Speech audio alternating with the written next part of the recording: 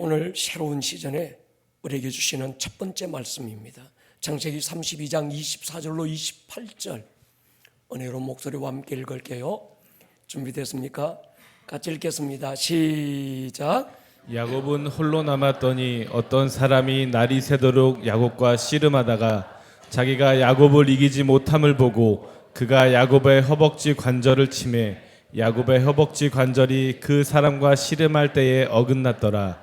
그가 이르되 날이 새려하니 나로 가게 하라. 야곱이 이르되 당신이 내게 축복하지 아니하면 가게 하지 아니하겠나이다. 그 사람이 그에게 이르되 내 이름이 무엇이냐? 그가 이르되 야곱이니이다. 그가 이르되 내 이름을 다시는 야곱이라 부를 것이 아니요 이스라엘이라 부를 것이니 이는 내가 하나님과 및 사람들과 겨루어 이겼음이니라. 아멘. 내 이름이 무엇이냐? 야곱인데요. 네 이름을 야곱이라고 하지 마라. 이젠 네 이름을 이스라엘이라고 해라. 네 이름이 뭐냐? 아브라함인데요. 네 이름을 아브라함이라고 해라. 내 이름이 뭐냐? 게바인데요. 네 이름을 베드로라고 해라. 어떤 한 사람의 인생에 새로운 시즌이 열릴 때 하나님은 새로운 이름을 불러주셨습니다. 오늘 우리 교회가 큰 한 시즌을 지나고 새로운 시즌이 시작되는 이 주일에 하나님께서 여러분에게 새로운 이름 불러주시기를 축복합니다. 새로운 시즌은 심는 날이거든요. 무엇을 심느냐가 굉장히 중요합니다. 만고불변의 하나님의 진리는 심은 대로 거두는 거예요. 오늘은 어제 심은 결과고 내일은 오늘 내가 심은 열매를 먹게 될 것입니다. 그래서 우리는 이 새로운 시즌에 세계적으로 하나님이 쓰셨던 한 사람, 그들에게 주셨던 주님의 은혜를 매주 함께 심어갑니다. 첫 번째로 우리는 세계적인 설교가 토미 텐이라는 사람의 간절한 매달림이라는 책을 주제로 잡았습니다. 다음 주는 이 시대 최고의 설교가 특히 청년 세대의 주목을 받고 있는 팀 켈러 목사님의 탕부 하나님이라는 책을 읽고 오시면 은혜가 배가가 될 줄로 믿습니다. 오늘의 본문 주인공 야곱은 타고난 씨름꾼입니다. 엄마 뱃속에 있을 때부터 쌍둥이 형 에서와 씨름하다가 끝까지 그의 발목을 잡고 태어납니다. 팥죽 한 그릇으로 형과 씨름해서 결국은 형의 장자권을 빼앗아요. 형을 피해 외삼촌 라반의 집에 살면서 아내와 아들을 얻으면서 14년을 치열한 씨름 속에 지냅니다. 고향으로 돌아오는 야복강가에서 하나님과 한판 씨름을 하고 이스라엘이라는 새로운 이름을 얻어요. 여러분, 바울은 모든 그리스도인은 영적 씨름꾼이 되어야 된다고 권면했습니다. 우리의 씨름은 혈과 육에 대한 것이 아니다. 하늘에 있는 악의 영들과 씨름하는 것입니다. 여러분, 씨름꾼이 되시기를 축복합니다. 에스더는 대적 하만과 씨름하지 않았습니다. 왕과 씨름하는 거예요. 왕의 마음을 얻고 왕을 기쁘시게 하기 위해 씨름했을 때 대적 하만은 왕이 장대 매다는 거예요. 엘라 골짜기에 다윗은 척장 골리앗과 싸우지 않았습니다. 하늘의 하나님을 향하여 온 마음을 쏟으며 이렇게 선포합니다. 너는 칼과 창과 단창으로 내게 오지만 나는 네가 모욕하는 이스라엘의 하나님 여호와의 이름으로. 아멘입니까?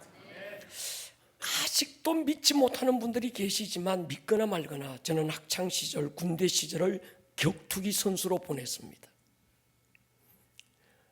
사람들이 안 믿더라고요. 제가 해병대 출신이라는 거. 사람들이 안 믿더라고요. 제가 격투기 선수였다는 거. 믿거나 말거나 그랬어요. 아직도 잊혀지지 않는 시합이 있습니다. 부산 구덕실내 체육관에 있었던 전국대 결승전이었어요. 저는 아직 어린 고등학생이었고 상대는 23살의 청년이었습니다. 링 위에 올라갔을 때 TBC 텔레비전이 중계가 됐어요. 1라운드에서 제가 밀렸어요. 2라운드에서도 밀렸습니다. 마지막 3라운드에서 돌려차기 한 방으로 상대를 KO시켰을 때 그 짜릿한 기분을 지금도 잊지 못합니다. 큰 시합에서 큰 선수를 한 방으로 이기고 내 몸보다 더 큰 트로피를 손에 들었을 때 그 하나의 사건이 제게 엄청난 자신감을 안겨주었습니다. 여러분, 인생의 라운드에서 1라운드에서 밀리고 있어도 괜찮습니다. 어쩌다가 2라운드에서도 지고 있어서도 괜찮습니다. 3라운드가 남아 있습니다. 하나님의 돌려차기 한 방이 있을 거예요. 역전의 하나님을 기대하시기 바랍니다. 큰 싸움에서 이겨본 사람은 작은 싸움은 만만해져요. 아이, 그 시합도 이겼는데 이까짓 거야 뭐. 여러분의 삶에 때로 찾아오는 큰 싸움, 벅찬 시험도 피하지 마십시오. 그 시험, 그 싸움이 영적 근육을 만들고 자신감을 줄 거예요. 시편 146편 5절은 이렇게 말합니다. 야곱의 하나님을 자기의 도움으로 삼는 사람, 여호와 자기 하나님께 소망을 두는 자가 복이 있다. 쉽게 이해가 안 되는 부분이 있었습니다.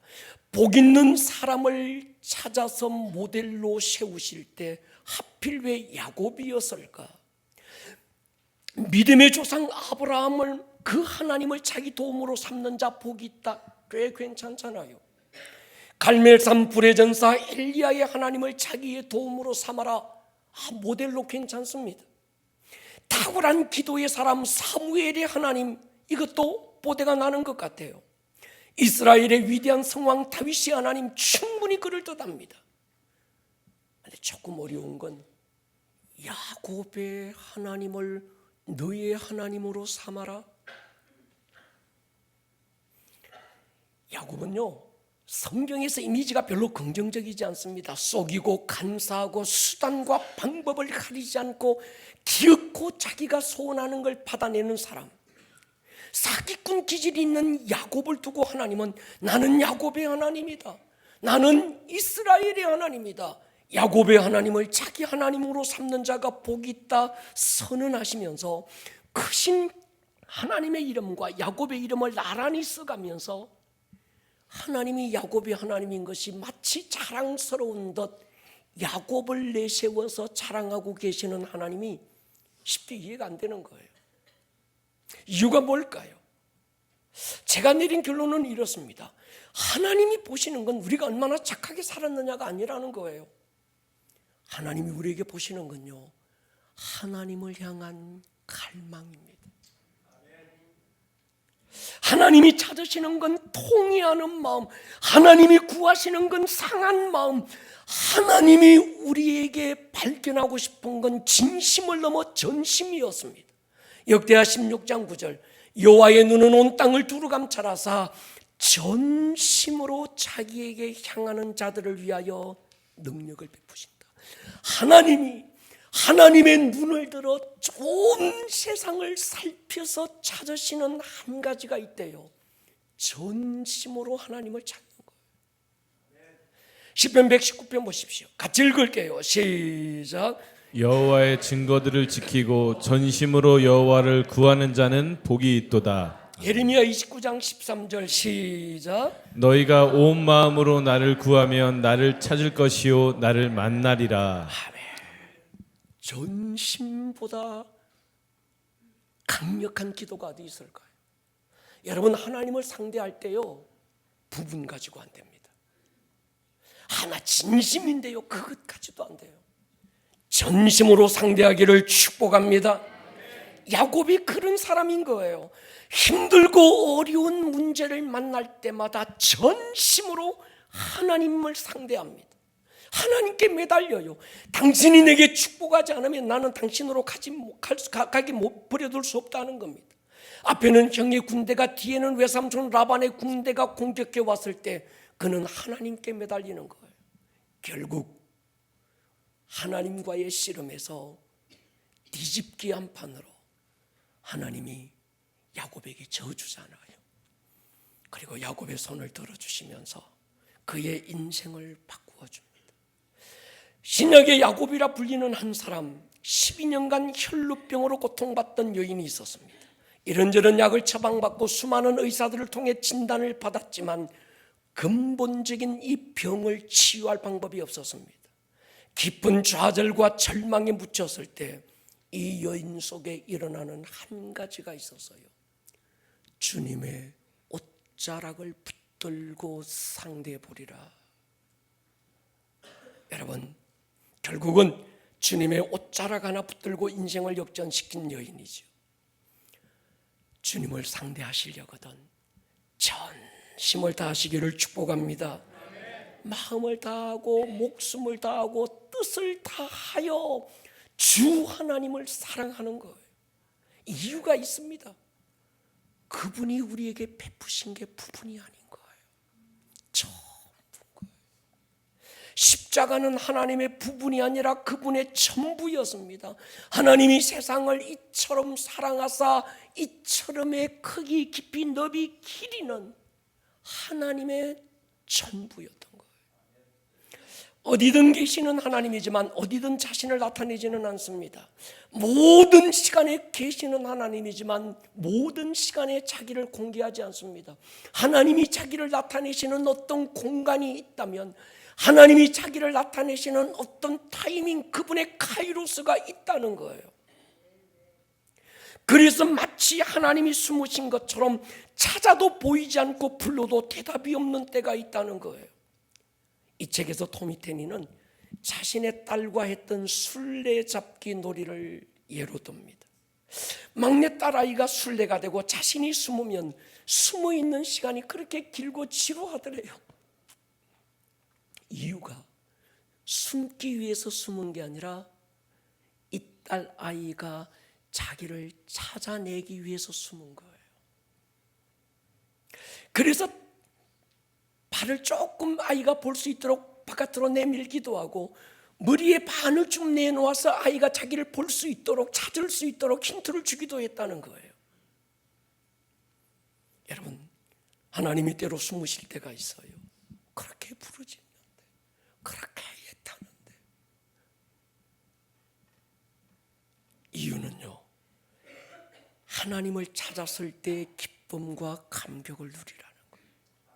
그래서 이 토미 테니가 숨어 있을 때 뭐 생각하는가 하면, 이 딸아이가 자기를 찾았을 때 막 기뻐서 웃는 그 무가 한번 보고 싶어서 그냥 숨고 숨어 있으면서 힌트 주고 막 이러는 거예요. 우리 하나님이 그런 분인 거죠. 사울 왕에게 쫓기면서 들깨처럼 유대 광야를 헤매던 다윗, 당장 하나님이 보이지 않을 때가 가장 두려운 때라고 고백합니다. 그래서 다윗은 필사적으로 하나님을 찾아요. 그리고 하나님은 다윗에게 자기를 보여주시고, 하나님을 찾고 만나서 기뻐하는 다윗보다 그 다윗을 보는 하나님이 더 기뻐하신 거예요. 우리만 하나님을 찾는 게 아닙니다. 하나님도 여러분을 찾고 있습니다. 하나님을 찾는 우리의 열심보다 우리를 찾으시는 그분의 열심이 훨씬 크다는 게 안심이 되죠. 예배는 내가 하나님을 찾는 시간이기도 하지만 하나님이 나를 찾아오는 시간이기도 합니다. 바울과 실라가 누구도 찾지 못했던 지하 감옥에 갇히고 묶이고 꼼짝할 수 없었던 그 시간, 그들이 하나님을 찾았을 때 하나님은 이 바울과 실라를 찾아가셔서 기었고 묶임을 풀어주시는 거예요. 예배가 그런 것입니다. 나를 찾으시는 하나님의 전심과 하나님을 찾는 나의 온 마음이 만나는 현장. 세상에서 찢기고 상하고 곤고한 모습으로 탕자가 아버지께 돌아오지만 그 아들을 학수고대에 기다리고 계시는 그 아버지가 달려가 아들과 아버지가 끌어안고 춤을 추고 예배하는 축제의 자리, 오늘 우리의 예배가 되기를 축복합니다. 아버지만 만나면 되는 거예요. 소름도 탄식도 기쁨과 환희로 바뀌는 겁니다. 오늘 저와 여러분 안에 이 은혜가 부어지기를 축복합니다. 하나님이 이사야라고 하는 평범한 선지자에게 자기를 나타내요. 타이밍을 보셔야 합니다. 이사야 6장 1절요. 시작. 우시야 왕이 죽던 해에 내가 본즉 주께서 높이 들린 보좌에 앉으셨는데 그의 옷자락은 성전에 가득하였고. 평범한 선지자였어요. 그런데 하나님께서 선지자에게 이사야에게 찾아오세요. 근데 성경은 하나님이 이사야를 찾아오셨던 그 타이밍을 강조합니다. 우시야 왕이 죽던 그 해. 우시야는 16살의 즉위에서 50년간 이스라엘을 다스리면서 엄청난 업적, 솔로몬 왕의 업적과 비할 만한 엄청난 업적을 남깁니다. 그럼에도 불구하고 그의 말년이 가장 초라해져요. 이유가 있습니다. 26장 보십시오. 역대하 우시야가 손으로 향로를 잡고 분향하려 하다가 화를 낸 거예요. 그가 제사장에게 화를 낼 때 여호와의 전안 향단 곁 제사장들 앞에서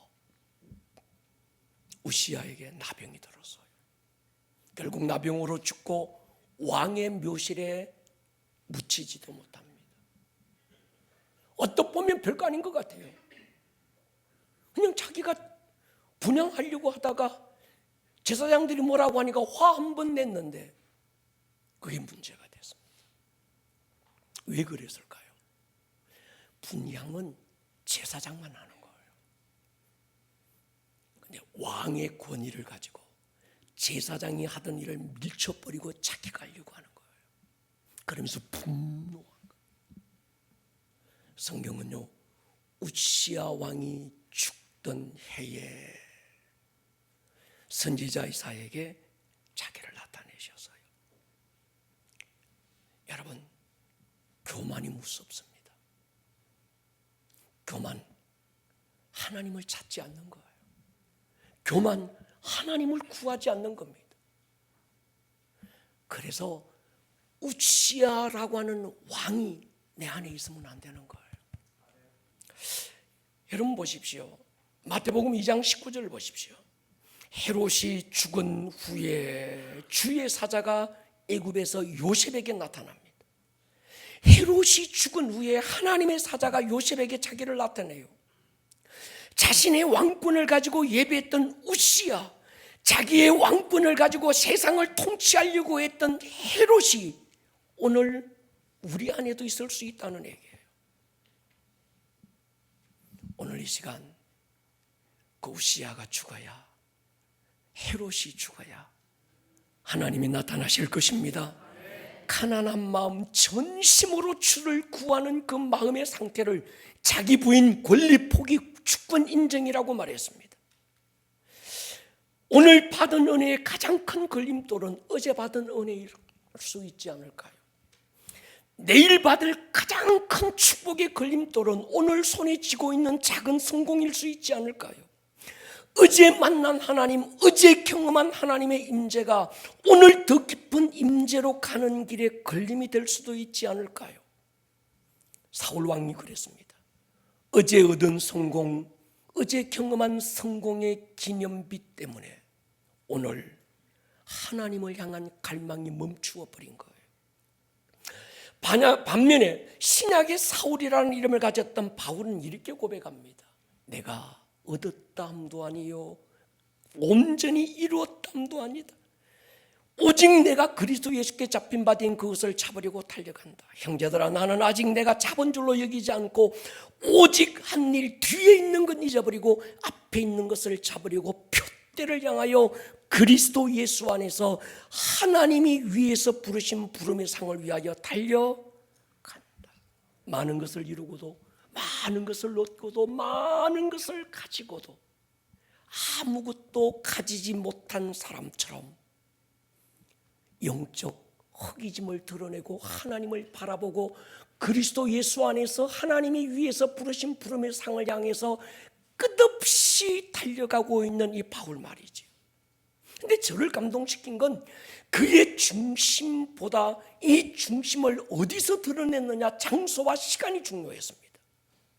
바로 차갑고 소망 없는 감옥 안이었어요. 모진 고문을 견디고 있을 그 시간이었습니다. 감옥 안에 무슨 빛이 있겠으며, 감옥 안에 무슨 내일이 있겠으며 소망이 있을까요? 한 점 빛조차 그 무대는 가장 깊은 어둠 가운데서 그는 하나님을 바라보고 있는 거예요. 여러분, 믿음의 사람은요, 오늘 내가 이루었던, 그렇지 못하던, 넘어졌던, 그렇지 못하던 오늘이라는 이날, 주를 향한 간절한 매달림으로 주께 서는 자인 줄 믿습니다. 하나님의 임재에 허기진 사람, 어제 받은 은혜가 컸어요. 금요 차례 때 받은 은혜가 컸고 그분의 임재의 경험이 내 안에 너무 컸지만 오늘 하룻밤 자고 주일이 되니까 여전히 또 배고픈 마음으로 하나님을 바라볼 수 있는 사람, 그 비밀을 아는 사람은 일주일에 한 번의 예배로 만족할 수 없는 거예요. 요즘 세대의 약점은 배고픔이 무언지를 모르는 겁니다. 우리 부모 세대, 윗세대는 배고픈 게 뭔지 알잖아요.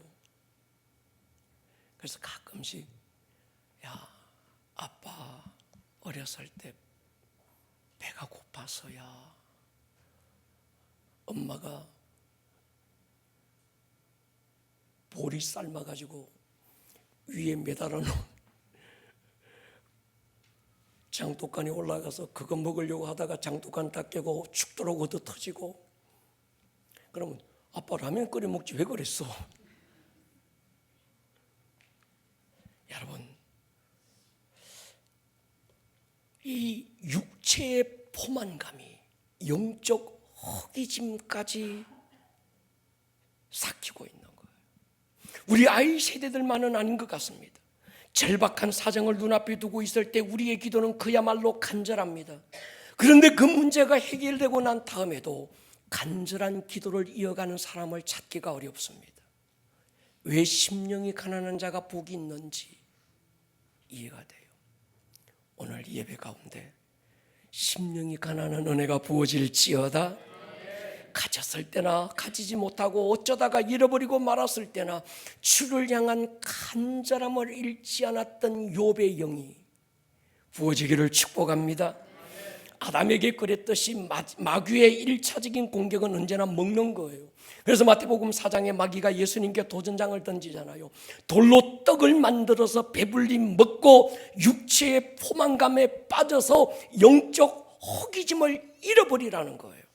예수님 뭐라고 그러십니까? 사람은 육체의 포만감으로 사는 게 아니야. 인간의 만족은 육체의 포만감에서 오는 게 아니야. 하나님의 말씀으로 사는 거야.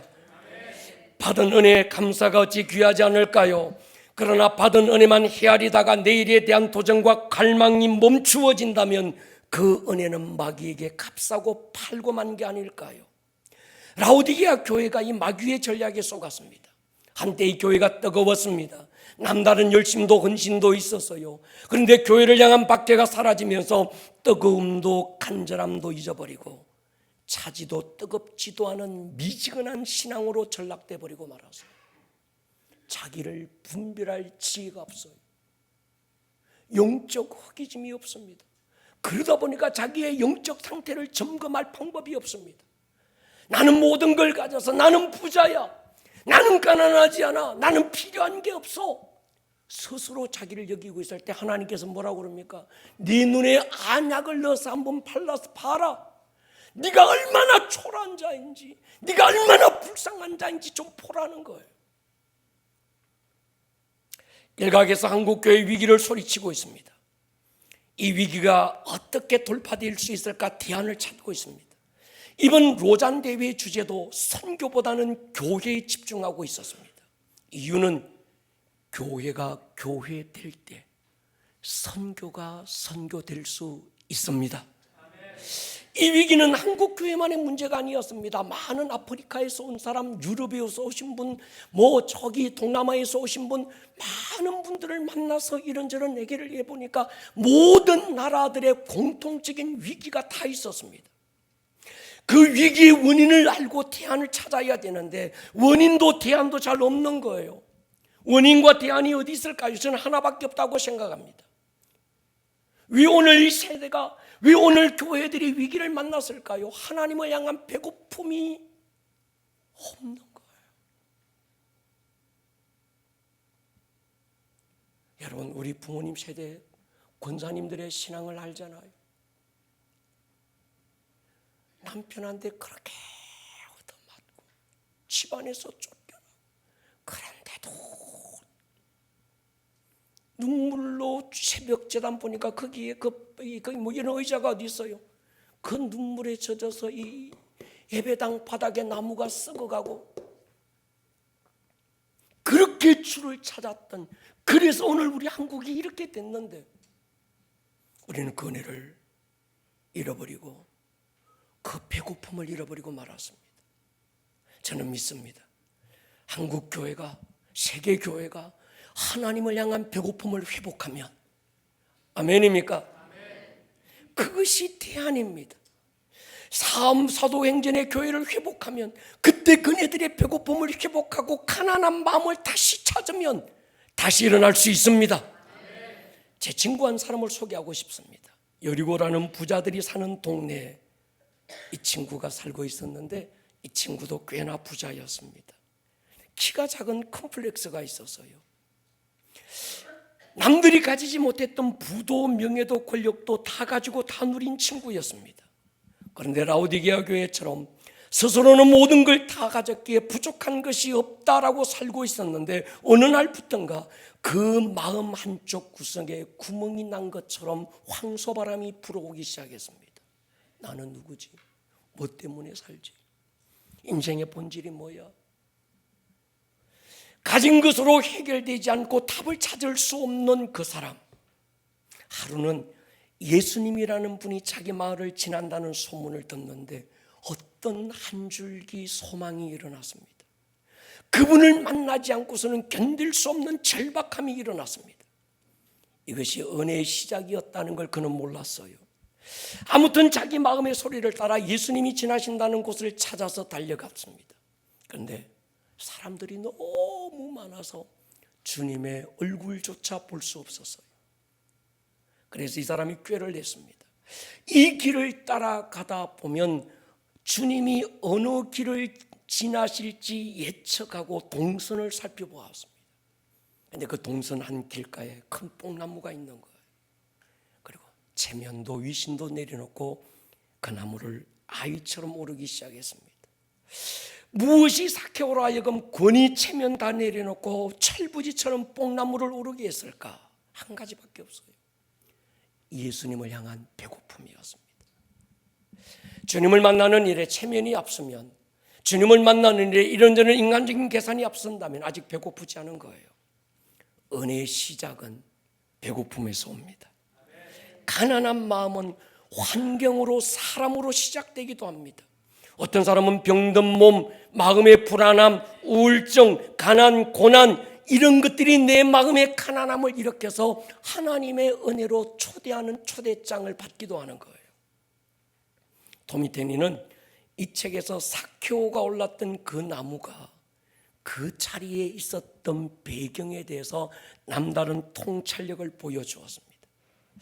제가 이스라엘을 다녀오면서 사케오가 올랐다고 주장하는 그 뽕나무를 본 적이 있어요.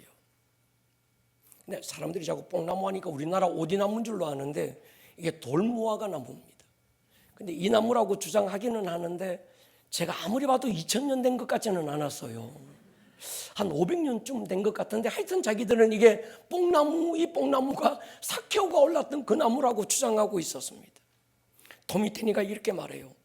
예수님이 우연히 그날 그 시간 그곳을 지나셨던 것일까? 예수님이 그날 그 시간에 그곳을 지나실 계획은 언제쯤 가지셨을까? 사케오가 태어나기도 전에 그 나무에 오르기도 전에, 예수님에 대한 소문을 듣기도 전에 삭개오가 이 나무에 오를 것을 아셨을 거야. 언제? 창세 전부터. 그리고 그를 만나주기 위해서 창세 전부터 준비하고 계획하신 거예요. 그렇다면 그 뽕나무가 우연히 그 자리에 있었을까요? 삭개오가 이 나무에 오를 것을 아신 주님은 삭개오가 태어나기도 전부터 삭개오가 지나갈 그 자리에 뽕나무 씨앗 하나 탁 심으신 거예요. 병충해 입지 못하도록 가꾸시고 지키시고 적당한 비 내려주시고, 그리고 이 친구가 잘 오를 수 있도록 적당한 가지를 쳐서 혹시나 길가에 있어 낙타발굽에 밟히지 않도록 보호하시고, 배고픈 말이 이 뽕나무 잎을 뜯어먹지 못하도록 하나님께서 막고 계셨을 거예요. 누가? 예수님이. 인정하십니까? 천사들이 물었을 거예요. 주님, 하찮은 이 뽕나무를 왜 그렇게 지극정성 가꾸세요? 내가 옆에서 주님을 보니까 주님이 시켜서 내가 가기는 가서 말이 밟지 못하도록 뜯어먹지 못하도록 내가 보이지 않게 지키고 가꾸고 물도 주고 비도 내리고 다 하라고 해서 했는데 이해가 안 돼요. 주님, 왜 그렇게 지극정성으로 가꾸세요? 주님 말씀하세요. 그럴 만한 이유가 있어. 이 뽕나무는 네가 몰라서 그런데 그냥 뽕나무가 아니야. 내 아들 삭개오가 올라갈 나무야. 내가 이 나무 위에 올랐던 내 아들 삭개오를 만나줄 거야. 나는 지금도 그 친구를 생각하면 가슴이 막 설레고 뛰어.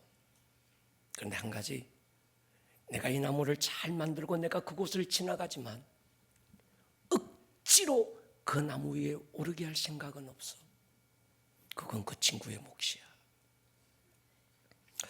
여러분, 예수님이 사람으로 오신 것이 우연이 아니라고 성경은 말합니다. 창세 전부터 예수님이 이 땅에 오실 계획이 있었어요. 아멘입니까? 그리고 그날 그 여리고 그곳을 지나실 계획을 가지고 계셨다고 성경은 말하고 있습니다. 그러면서 그때 그 뽕나무 한 그루가 그 자리에 있었던 것도 우연이 아니라고 한다면, 오늘 인천 땅 논현동 오봉산 자락에 숨겨져 보이지 않는 이 아름다운 꿈의 교회가 이곳에 있는 게 우연일까요? 여러분을 위해서 창세전부터 계획하고 준비해 오신 그 뽕나무가 이 교회가 아닐까요? 그래, 내 아들 누군가가 아름다운 꿈의 교회라는 뽕나무에 오를 거야. 아직 나타나지 않는 우리의 다음 세대, 그 다음 세대가 이 나무에 오를 것을 아시고 15년 전 주님이 이 뽕나무 준비해 놓고 가슴 뛰고 설레는 마음으로 여러분들을 기다리지 않았을까요? 별로 못마땅한 듯 하시는 것 같은데, 저는 믿어요. 여러분의 아들들이, 그 아들들의 아들들이 이 나무에 올라 주님을 만날 것입니다. 여러분, 그렇다면 저 뒷자리에 앉으셔서 마지못해 이 나무에 올라오면 안 됩니다. 적극적으로 오르시기를 축복합니다. 기쁨으로 오르시기를 축복합니다. 여러분 보십시오. 우리의 큰형 아담이 범죄하고 스스로 하나님의 영광에 이를 수 없게 됐을 때 하나님은 한 그루의 나무를 심으실 계획을 하셔서요, 때가 되어 베들레헴 작은 말구 위에 그 나무 심으시고 마리아라는 한 여인을 통해 가꾸시고 때가 되어 그 나무를 갈보리 언덕에 세우시고 오늘 삭개오를 만나주기 위해서 기다리시고 못자국 난 두 팔 벌리고 안아주시려고. 여러분, 어거진 그 십자가 나무는 여러분을 위한 하나님의 준비하심인 줄로 믿습니다. 그런데 누구라도 그 어거진 나무에 오르지 않으면 주님을 만날 수가 없는 거예요. 주님이 하실 일은 준비하는 일이었고 우리가 할 일은 그 나무에 오르는 거예요. 거룩한 욕심을 드러내면서 말이죠. 구원은 거기서부터 시작되고 부흥은 그 나무에 맺히는 열매일 뿐입니다. 그것이 무엇으로부터 시작되었던지 여러분 안에 일어나는 가난한 마음, 하나님이 주신 최고의 선물인 줄 믿습니다. 삶이 어렵고 힘들다고 다 가난한 마음으로 하나님을 찾지 않더라고요. 저 사람은 어려우니까, 저 사람은 힘드니까 그 나무에 오를 거야. 아닙니다. 저 사람은 가졌으니까, 부족한 게 없고 아쉬운 게 없으니까, 시간 많고 할 일 없으니까 그 나무에 오를 거야. 아닙니다. 어떤 사람은 가진 것 때문에 등을 돌리고 어떤 사람은 없고 이런 것 때문에 강박해져서 하나님께 등 돌린 사람들이 얼마나 많습니까? 한때 그 나무에 올랐다가도 가진 것 때문에 이런 것 때문에 오히려 그 나무에서 내려와서 주님 만나기 전에 돌아가는 사람들이 얼마나 많습니까? 여러분, 허기지고 우울한 마음의 허기짐은 지나시는 예수님의 행렬을 구경하는 것으로 채워지지 않습니다.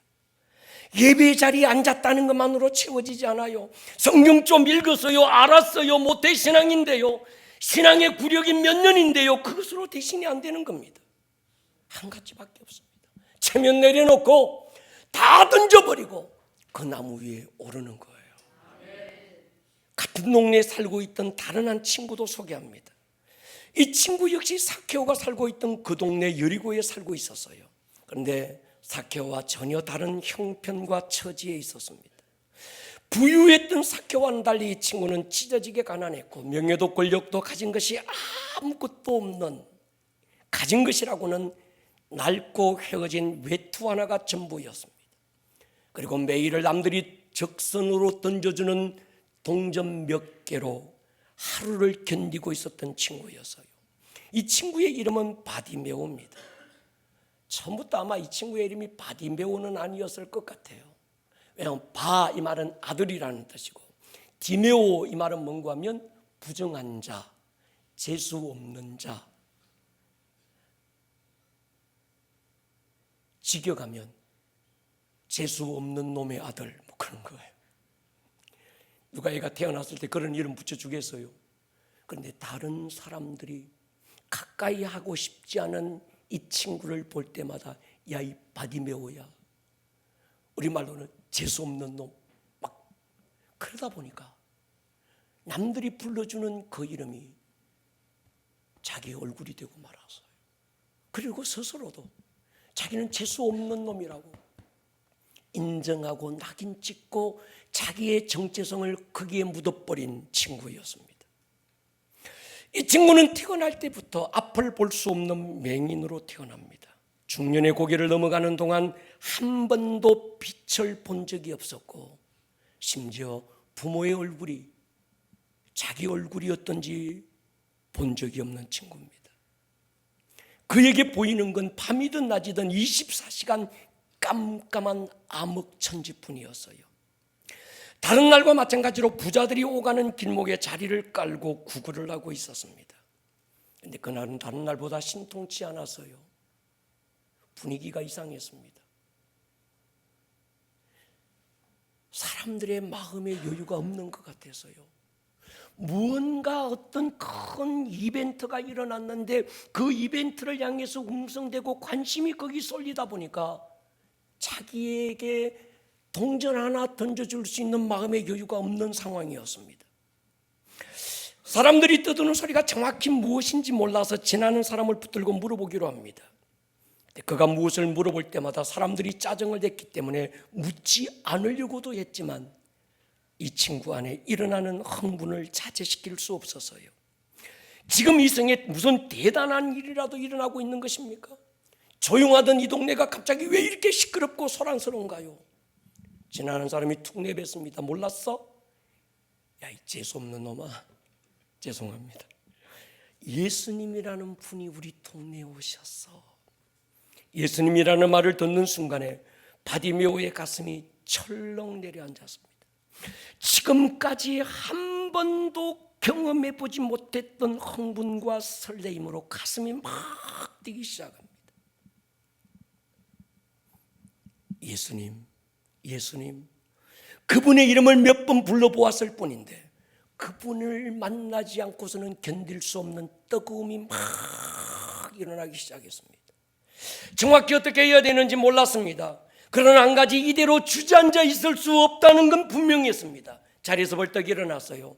정확히 어디에서 오시는지 어디로 가시는지 방향은 알 수 없었지만 무작정 달려보기로 했습니다. 그리고 주님의 이름을 불러서요, 다윗의 자손 나사렛 예수여, 나를 불쌍히 여겨소서. 한 번 불렀을까요? 두 번 불렀을까요? 세 번쯤 불렀을 것 같습니까? 에이, 그래도 한 5번쯤은 불렀겠지. 아니에요. 그는요, 더 크게, 주님이 잠잠할수록 더 소리치기 시작했습니다. 아마 5번 부르다가 그쳤으면 주님 만나지 못했을 거예요. 여러분, 오늘 우리가 주님을 만나지 못하는 이유가 있습니다. 한두 번 부르다가 그만두는 거예요. 여러분, 응답될 때까지 부르짖는 거예요. 만날 때까지 부르짖는 것입니다. 주님은요, 여러분들이 생각하는 것보다 더 가까이 계세요. 여러분들이 생각하는 것보다 더 만나주고 자기를 드러내고 싶은 열심이 큽니다. 바디메오가 그렇게 주님을 불렀을 때 주님보다 먼저 응답한 소리가 들렸어요. 여러분, 기도해 보십시오. 틀림없이 주님보다 먼저 응답이 오는 게 있습니다. 사람들의 소리예요. 내면의 소리, 마귀의 소리입니다. 그들의 응답은 우리의 마음을 좌절시켜요. 시끄러워. 너 같은 게 어떻게 예수님의 이름을 불러? 너 주제 파악 좀 해봐. 너 냄새나지? 너 더럽지? 부정한 자지? 네 이름 봐, 바디메오 아니니? 그런 네가 어떻게 예수님 만날 수 있다고 생각해? 너 살아온 게 어떤데? 너 어떻게 살았어? 그래 놓고도 네가 예수님의 이름을 불러? 혹시 여러분들 안에 이런 마음이, 이런 응답이 있다면 그건 주님의 응답이 아니라 마귀의 응답입니다. 마귀의 응답은 거절하고, 할렐루야, 예수 이름으로 끊어내기를 축복합니다. 사람들의 소리가 거세질수록 바디메오가 더 크게 소리 지릅니다. 이번에는 아예 입고 있던 겉옷을 던져버렸어요. 바디메오가 입고 있던 겉옷은 사실 그 친구가 가진 재산의 전부였습니다. 추운 밤이 오면 겉옷은 이불이 돼서 추위로부터 자기를 지켜주기도 했습니다. 그런데 이번에 주님을 만나지 못하면 안 된다는 절박함이 무엇으로도 표현돼야 됐던 거예요. 그래서 전부였던 겉옷을 벗어 던졌습니다. 여러분, 예수님이 수가라는 그 성을 왜 지나셨을까요? 누구도 가지 않았던, 누구도 가고 싶지 않았던 사마리아 수가 왜 주님이 그곳을 지나셨을까? 그리고 왜 그 시간에 그 우물가에 앉아 계셨을까? 그 도성에 목마른 한 여인이 이곳으로 온다는 걸 알고 계셨던 거예요. 동의하십니까? 여러분, 사케오가 올랐던 그 뽕나무가 우연히 그곳에 있었던 게 아니었다면, 그날 그 시간 예수님이 여리고성을 그냥 지나신 게 아니라면, 그 도성에 수많은 사람들이 살고 있지만, 잘나고 뽀대나고 가지고 화려한 사람들이 많지만, 나름 종교인이라고 율법을 지켰다고 자기 의의를 드러내고 과시하고 정죄하는 사람들이 있었지만, 주님은 그들이 아니라 한 사람 바디메오를 만나주기 위해서 그날 그곳을 지나시고, 할렐루야, 내가 네게 무엇을 해주기를 원하니? 바디메오가 뭐라 그럽니까?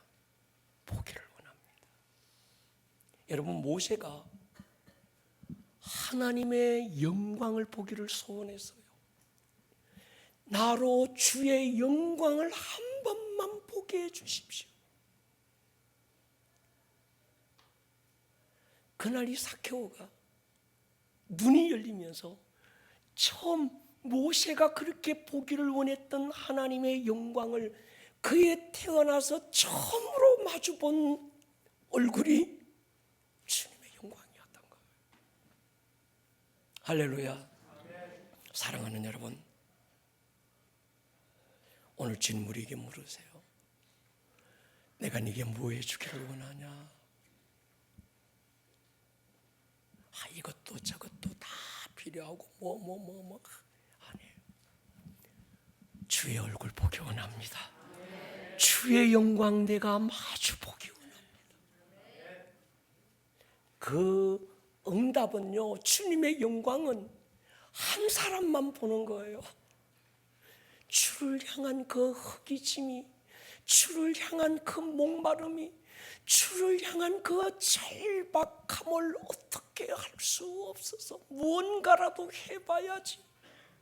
뽕나무 위에 올라야 된다면 그 나무 위에 오르고, 겉옷을 던져야 된다면 겉옷을 던지고, 비록 아버지 앞에 하나님 앞에 내세울 건 없지만 그 주님 한 분으로 씨름해서 주님 밭다리 걸든지 안다리 걸든지 뒤집기를 하든지 돌려차기를 하든지 끝까지 주님과 씨름해서 주의 얼굴을 보기 원하는 그 절박함이 주님을 만나게 하는 거예요. 오늘 우리 안에 이 은혜가 있기를 주의 이름으로 축원합니다. 머리를 한번 숙여보십시다. 여러분, 가진 게 복이 아닙니다. 복 있는 사람, 아브라함, 다윗, 엘리야, 사무엘, 주님이 내세운 건요 야곱이었어요. 주님, 나도 씨름할 것입니다. 예배 가운데서 가난한 마음 내어놓고 하나님과 씨름하고, 기도의 집에서 하나님과 씨름하고, 내 인생의 주권이 주께 있음을 인정하고 주님 한 분 붙들 것입니다. 우리에게 이 결단이 없으면 안 됩니다.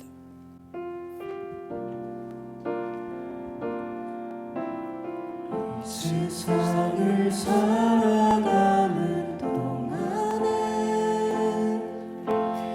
나의 힘을 의지할 수 없으니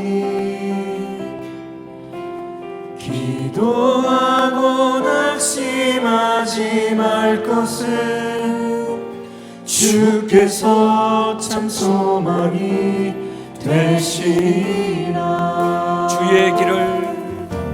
주의 길을 걸어가는 동안에 세상에 것 의지할 수 없으니 주의 얼굴을 구합니다. 감사하고 낙심하지 말 것은 주께서 참 기쁨이 자리에서 우리 한번 일었을까요? 하나님의 꿈이 나의 비전이 되고 예수님의 성품이 나의 인격이 되고 성령님의 권능이 나의 능력이 되길 원하고 바라고 기도합니다. 의에 줄이고 목이 마르니 성령의 기름 부소서. 성령의 기름이 부어질지어다. 목이 마르니 내 잔을 주여 한번 부르고 통성으로 기도합니다. 오늘 들었던 이 말씀이 듣는 말씀에서 끝나지 않고 여러분들의 삶에 살아내는 말씀으로 생명력 있는 말씀이 될 수 있기를 주님의 이름으로 다시 한번 축복합니다. 온 하늘